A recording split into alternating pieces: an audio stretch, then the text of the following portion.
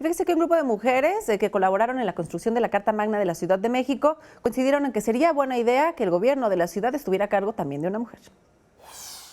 Exdiputadas constituyentes se pronunciaron en favor de impulsar a una mujer para que ocupe la jefatura de gobierno. Dijeron que existen los perfiles idóneos para que una de ellas lleve las riendas de la administración local. Pero a una mujer que defienda por su trayectoria, sabemos, y que nos garantice que va a defender los derechos de las mujeres. Las exconstituyentes de diversos grupos parlamentarios coincidieron en este pronunciamiento y se sumaron a brindar su apoyo a la mujer que encabezara este proyecto. Dijeron que también seguirán impulsando más derechos e igualdad de circunstancias para este sector de la población, algunos ya consagrados en el texto supremo de la capital. Logramos como Asamblea Constituyente establecer en los artículos de esta Carta Magna las herramientas que darán la oportunidad a las mujeres de ejercer su capacidad, sus talentos, su sensibilidad y compromiso para la toma de decisiones que nos llevarán a obtener mejores condiciones para todos los habitantes de la Ciudad de México. Señalaron que la Constitución garantiza la paridad de género en la integración de los gobiernos central y de alcaldías,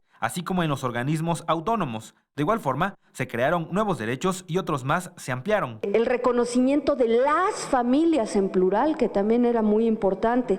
El derecho a la autodeterminación y al libre desarrollo de la personalidad.